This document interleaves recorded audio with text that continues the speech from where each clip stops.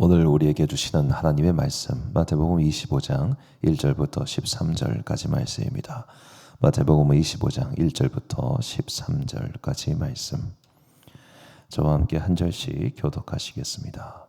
그런데 하늘나라는 저마다 등불을 들고 신랑을 맞으러 나간 10처녀에 비길 수 있을 것이다. 그 가운데서 5은 어리석고 5은 슬기로웠다. 어리석은 처녀들은 등불을 가졌으나 기름은 갖고 있지 않았다. 그러나 슬기로운 처녀들은 자기들의 등불과 함께 동의 기름도 마련하였다. 신랑이 늦어지니 처녀들은 모두 졸다가 잠이 들었다. 그런데 한밤중에 외치는 소리가 났다.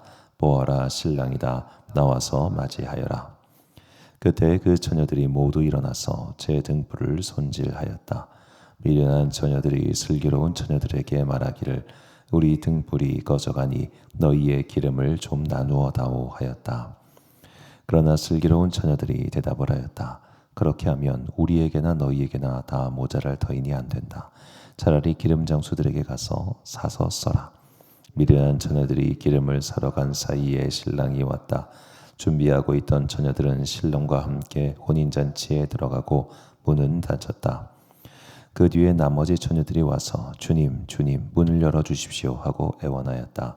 그러나 신랑이 대답하기를 내가 진정으로 너희에게 말한다. 나는 너희를 알지 못한다 하였다. 함께 읽습니다. 그러므로 깨어 있어라. 너희는 그 날과 그 시각을 알지 못하기 때문이다. 아멘. 그거 얼만지 아니라는 제목으로 하나님의 말씀 선포하겠습니다. 마태복음 24장과 25장은 마지막 때에 일어나는 환난과 그리고 이제 우리가 들어가게 될 천국에 대한 비유의 말씀입니다. 마지막 때에는 환난이 있습니다. 그리고 우리가 받아야 할 재판이 있습니다. 우리 모두는 재판이라는 표현 때문에 조금 무거운 마음이 드는 것도 사실이지만 그냥 최종 테스트, 최종 시험을 보신다고 생각하면 되겠습니다.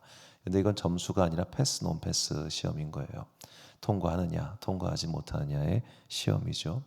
그렇게 예수님께서 우리의 삶의 마지막에 했던 모든 일들에 대해서 정산하시는 때에 최종 심판이 있습니다. 그리고 영원한 하나님의 나라가 있는 것이죠. 이렇게 마태복음 24장과 25장은 하나님 나라의 비유가 환란으로 구성되어 있습니다. 그래서 이 구성 내용을 잘 보면 24장 1절부터 44절까지와 25장 31절부터 46절까지 마지막 때의 재난, 마지막 때의 심판 이야기로 이것이 샌드위치식 구조라고 하는데 저 24장 초반부와 25장 마지막이 마치 빵처럼 되어 있고 그 중간에 들어가는 패티 같은 것이 비유의 말씀들입니다. 어제 읽었던 충성되고 지혜로운 종의 비유, 그리고 오늘 읽은 10명의 여인 비유, 보통 10명 처녀라고 하는데 처녀라는 표현이 좀 그런 것 같아가지고 잘 신부 비유나 10명의 여인 비유라는 표현이 더 좋을 것 같습니다. 그리고 이제 다음 주에 살펴볼 달란트 받은 종의 비유, 이 세 가지 비유가 마지막 때에 일어날 일과 그리고 우리가 맞이하게 될 하나님 나라의 특징에 대한 비유다라고 볼 수 있겠습니다. 자, 이 세 가지 비유가 이제 중요한데 이 세 가지 비유를 통해서 우리가 이 땅에서의 나머지 시간을 어떻게 살아야 하며 그리고 우리가 들어가게 될 하나님 나라는 어떠한 자격 조건을 요구하는가 이런 것들을 배울 수 있기 때문입니다. 자, 오늘은 신랑을 기다리는 10명의 여인에 대한 이야기입니다. 현대인의 시각으로 부인이 10명이나 된다는 것은 매우 이해하기 힘든 일이긴 합니다만 자, 그 당시 사회 그리고 이것이 그 당시 로마 문명권의 이야기가 아니라 조금 더 이제 고대 근동 쪽이라고 생각하시면 되겠고 그리고 이 신랑은 단순한 평범한 신랑이 아니라 아마도 왕을 뜻하는 것이다 라고 볼 수 있겠습니다. 그러니까 왕이 여러 명의 신부를 둔 셈이죠. 자, 그렇게 왕이 여러 명의 신부를 어떻게 보면 이제 예약을 걸고 이제 갔다가 잔치에 돌아오고 있는 겁니다. 결혼식 오는 길이죠. 자, 이제 신부들이 결혼식 준비를 하고 기다리고 있는데 5명은 준비가 되어 있었고 5명은 준비가 되어 있지 않았다는 겁니다. 자, 신분과 성에 따라 조금씩 다를 수 있겠습니다만 우리가 조선시대 때 왕세자비 간택하는 장면을 봐도 그렇습니다만 집안의 영광이잖아요. 그리고 그녀의 신분이 바뀌는 건 아닙니까? 자, 그렇게 고귀한 자리, 고귀한 신분으로 바뀌는데 준비가 안 된 5명이 있었고 그 시간이 준비된 5명이 있었습니다. 본문에서 예수님께서는 그들을 가리켜 이렇게 말씀하십니다. 3절과 4절 말씀 보니까 미련한 자들은 등을 가시되 기름을 가지지 아니하고 슬기 있는 자들은 그릇에 기름을 담아 등과 함께 가져갔더니, 자, 미련한 자들은 준비가 안 된 자들이고 슬기 있는 자들은 준비가 된 사람들이었습니다. 자, 여기서 슬기 있다라고 번역한 헬라어가 어제 우리가 읽었던 24장 45절에 나오는 충성되고 지혜로운 종이라고 할 때 지혜롭다와 같은 단어입니다.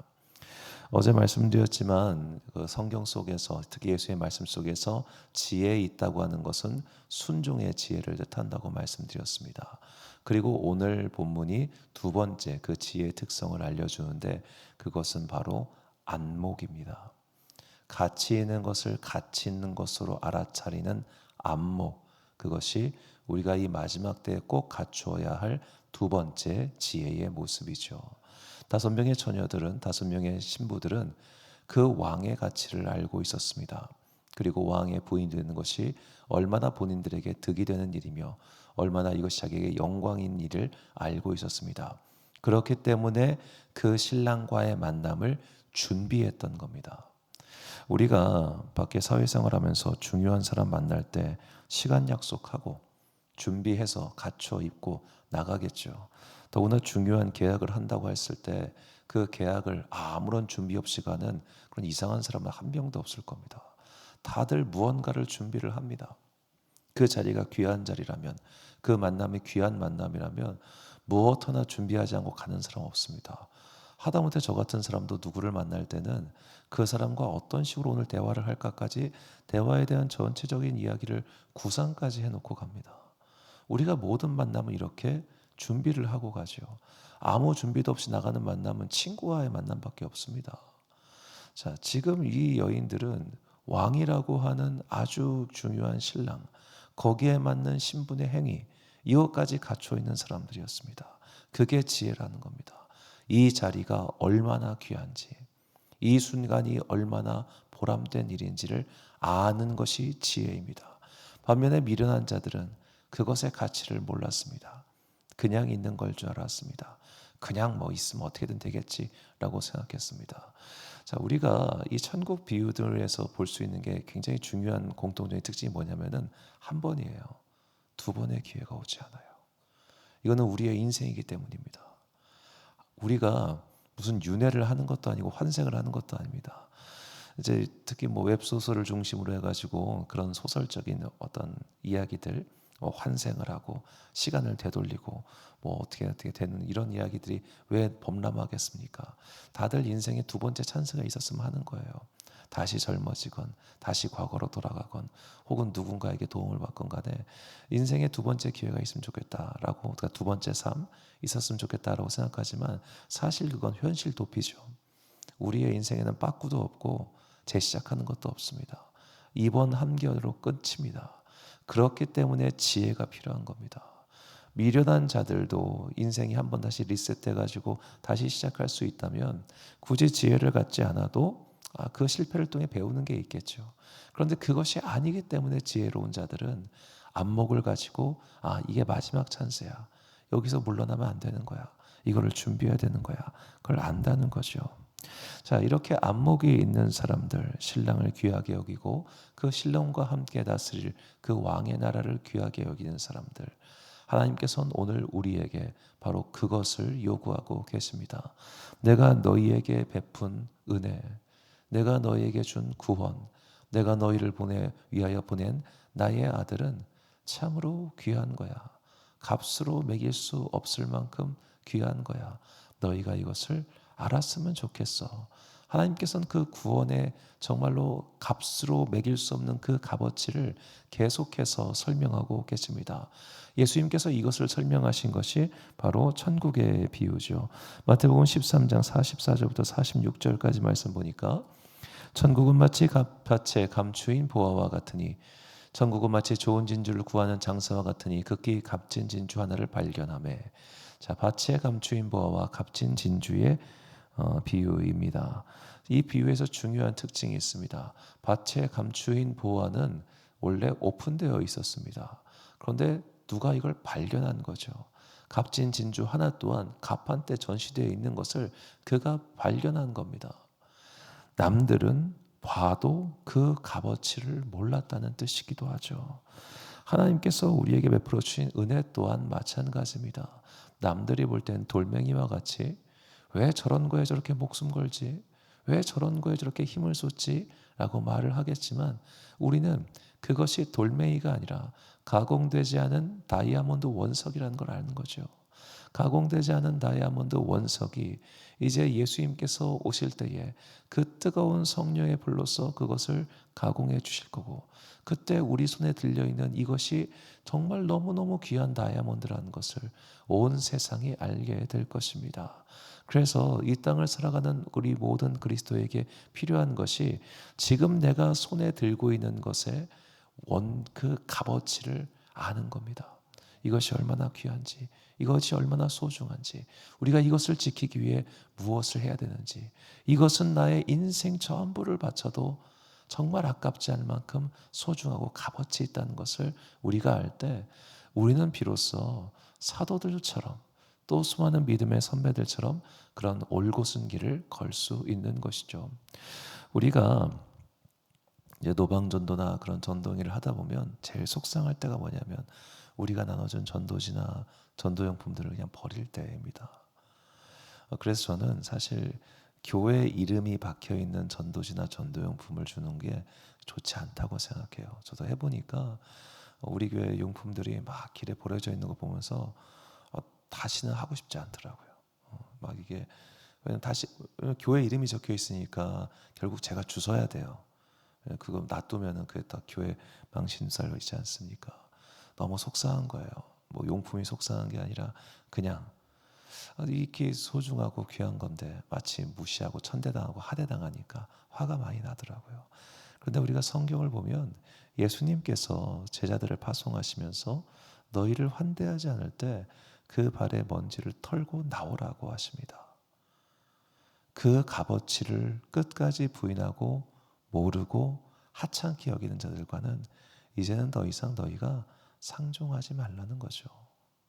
우리가 사도 바울의 선교 행적을 보면은 사도 바울과 바나바가 항상 유대인의 회당을 중심으로 돌아다닙니다. 항상.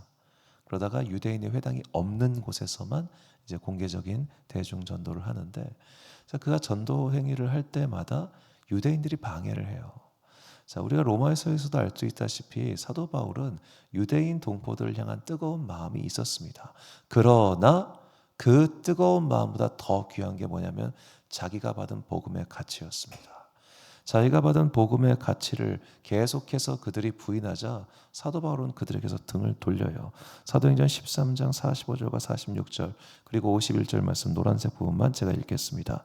유대인들이 그 무리를 보고 시기가 가득하여 바울이 말한 것을 반박하고 비방하거늘 너희가 그것을 버리고 영생을 얻기에 합당하지 않은 자로 자처하기로 우리가 이방인에게로 향하노라.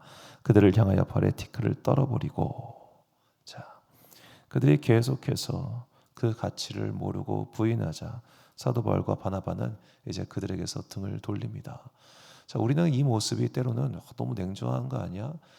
잃어버린 양 한 마리를 사랑하신 하나님이신데 이렇게 행동하는 건 너무한 거 아닌가? 라는 생각이 들겠지만 바꿔 말하면 내가 받은 그 귀한 거를 그렇게 돌멩이처럼 하찮게 여기는 자들과 우리가 언제까지 함께 할 수 있겠습니까?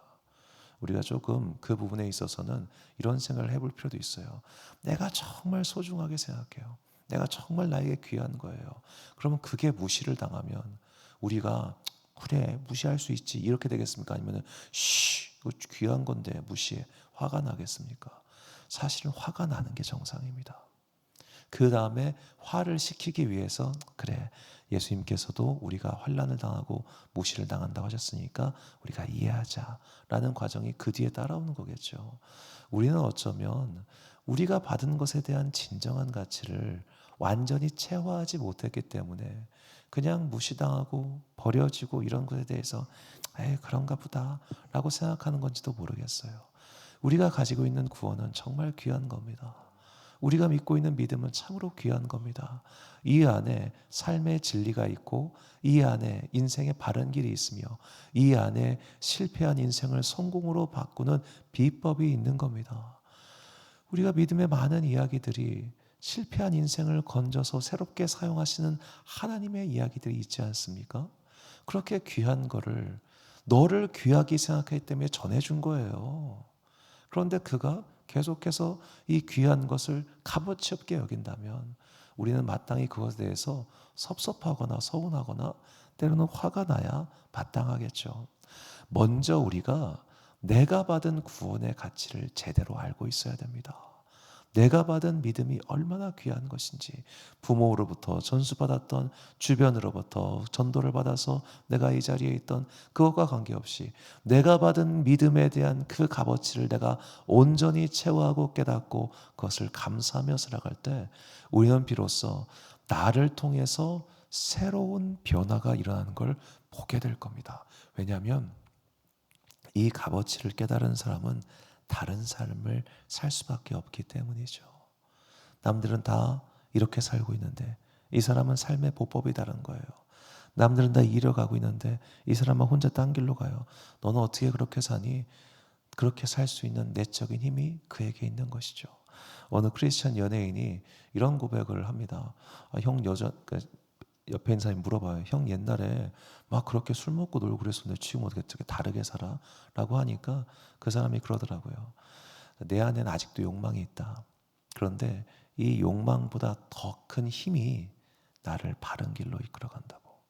바르게 살기 위해선 힘이 필요한데 내가 혼자 해보려니까 이게 안 되더라. 바르게 살기 위한 힘을 내가 깨닫고 나서부터 나는 더 이상 고민하지 않게 됐다 라는 그런 말을 하는데, 여하튼 그 믿음의 긴 간증에서 제가 이분이 얼마나 이것을 귀하게 여기는지를 느껴지더라고요. 너무 귀하니까 이 사람은 사실 유튜브 어디 채널 나가도 그 얘기를 꼭 하려고 해요. 그러니까 처음부터 공지를 해요. 형 그 얘기는 하지 마. 그렇게 말이죠. 너무 귀하니까 얘기하지 않으면 견딜 수 없는 거예요. 또 사람들이 그의 달라진 삶의 모습을 보고 그가 왜 그런 일을 했는지 궁금해하기 시작하는 거죠. 이것이 복음의 값어치를 깨달은 사람들이 보여주는 삶의 방식입니다. 그러므로 우리는 예수 그리스도의 보혈의 피로 구원받은 백성이라는 것을 항상 잊지 않고 내가 받은 믿음의 값어치, 복음의 값어치를 되새겨야 합니다. 복음의 말씀 로마서 3장 23절과 24절 말씀을 우리가 찬 목소리로 봉독하겠습니다. 시작. 모든 사람이 죄를 범하였음에 하나님의 영광에 이르지 못하더니 그리스도 예수 안에 있는 속량으로 말미암아 하나님의 은혜로 값없이 의롭다 하심을 얻은 자 되었느니라. 아멘. 사랑하는 지혜빛 광성교회 성도 여러분, 그리고 이 새벽 함께 깨우고 계신 귀한 주님의 자녀 여러분, 값으로 매길 수 없는 보화를 우리는 받았습니다. 값어치를 매길 수 없는 구원의 은혜를 우리는 받았습니다. 그러므로 내가 그 값어치를 깨닫는다면 이제 나의 삶은 달라질 수밖에 없을 겁니다. 그 믿음의 안목을 키워서 하나님의 사랑을 깨닫고 다른 삶을 살아감으로 말미암아 그런 우리의 삶이 아직 믿지 않는 자들에게 감동이 되어 그들 또한 이 길로 인도할 수 있는 주님의 구원의 밧줄 되는 여러분과 제가 되시기를 주의 이름으로 축원합니다. 기도하겠습니다. 사랑과 은혜가 풍성하신 아버지 하나님, 우리에게 구원의 은혜를 베풀어 주시니 감사합니다. 주님께서는 우리를 부르셨고 우리에게 값으로 매길 수 없는 놀라운 은혜로 말미암아 우리를 주님의 전으로 구원의 방주에 태워 주셨습니다. 우리가 항상 그 은혜에 감동하며 살아갈 수 있도록 성령 하나님 우리에게 지혜를 내려 주옵소서. 내가 받은 구원의 값어치를 파악할 수 있는 안목을 주옵소서. 내가 받은 은혜가 얼마나 귀한 것인지 알 수 있는 자각하는 능력을 주옵소서. 그리하여 내가 자꾸만 세상을 가는 그 발걸음대로 가지 아니하고 세상 사람들이 볼 때는 전혀 다른 발걸음으로 힘차게 걸어갈 수 있는 구원의 자녀들 되게 하여 주옵소서. 우리의 믿음을 조롱하고 우리의 믿음을 값어치 없다 여기는 자들에게 내가 받은 구원이 얼마나 소중하며 내가 받은 구원이 얼마나 값어치 있으며 내가 받은 구원이 얼마나 놀라운 것인지를 날마다 삶을 통해 증명하는 우리 모두가 되시기를 주의 이름으로 소망하오며 이 모든 말씀 우리 구주 예수 그리스도의 이름으로 기도드립니다. 아멘. 오늘의 기도 제목입니다. 우리가 받은 구원의 값어치, 우리가 갈 하늘나라의 소중함, 그거를 깨달을 수 있는 믿음의 지혜와 안목을 달라고 기도하겠습니다. 오늘 주신 기도의 제목 가지고 기도와 묵상에 힘쓰다로 되시길 바랍니다. 기도하겠습니다.